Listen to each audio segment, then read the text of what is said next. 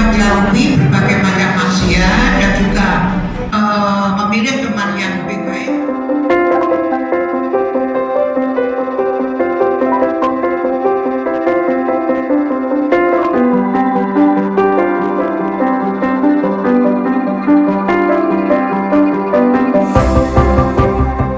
Assalamualaikum warahmatullahi wabarakatuh.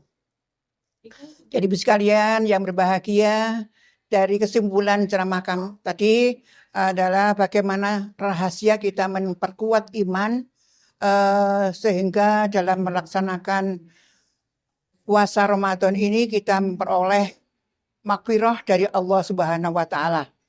Yang pertama tadi cara-cara kita untuk meningkatkan iman dan memperkuatnya. Yang pertama kali adalah bagaimana kita itu harus mengakrabkan diri di dalam mempelajari Al-Quran. Karena dengan kita belajar Al-Quran, kita akan bisa menjadikan hati kita menjadi bersih, menjadi hati yang bisa menerima petunjuk dari Allah. Karena dalam hati kita ini adalah banyak sekali penyakit-penyakit yang harus dihilangkan. Di antaranya penyakit yang biasa dilakukan oleh wanita, baik itu penyakit yang suka marah, dengki, iri, dan suka suka dipuji orang, berbuat riya, sombong, takabur, dan sebagainya. Nah, itu semuanya bisa kita hilangkan sedikit demi sedikit dengan cara kita itu mempelajari Al-Quran. Yang kedua adalah dengan bagaimana cara kita itu untuk beristiqomah di dalam memegang agama, ya. Dengan beristiqomah di dalam memegang agama, maka insya Allah apa yang kita amalkan sehari-hari, khususnya di bulan Ramadan ini, insya Allah Allah akan memberikan petunjuk kepada kita sehingga kita menjadi orang-orang yang bisa berjalan di jalan yang lurus dan juga akan mendapatkan derajat yang tinggi di sisi Allah. Kemudian yang ketiga, kita bisa berusaha untuk menghindari berbagai macam maksiat. Karena dengan kita menghindari maksiat, maka dalam hati kita insya Allah akan menjadi bersih. Dan hati yang bersih akan bisa untuk menerima berbagai macam hidayah dari Allah. Dan kalau kita sudah diberikan hidayah oleh Allah, maka kita akan menjadi orang-orang yang lebih istiqomah dalam ibadah.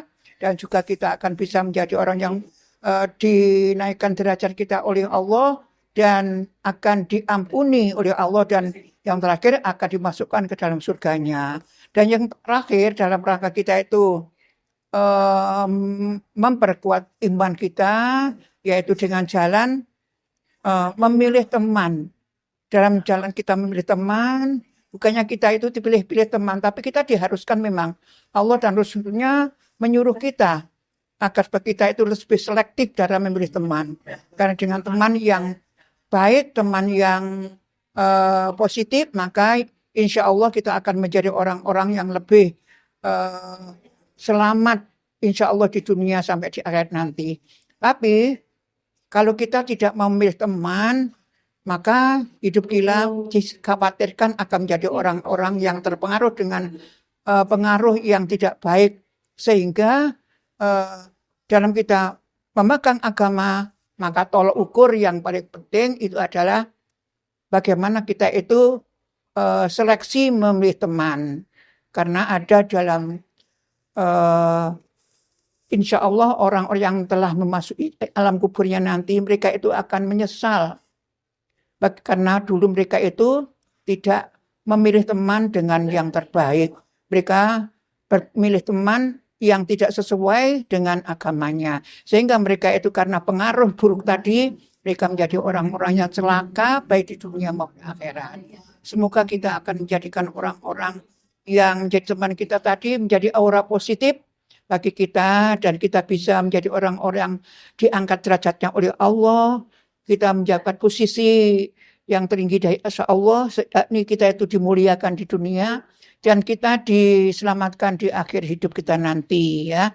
Kemudian yang terakhir kita bisa diberikan petunjuk yang benar, petunjuk yang lurus dalam rangka kita itu menjalankan agama sehingga bisa menolong diri kita menjadi orang-orang yang selamat di dunia dan akhirat. Dapat kami sampaikan, ada kurang lebihnya mohon maaf yang sebab-sebabnya, dan kami akhiri billahi taufiq wal hidayah. Wassalamualaikum warahmatullahi wabarakatuh.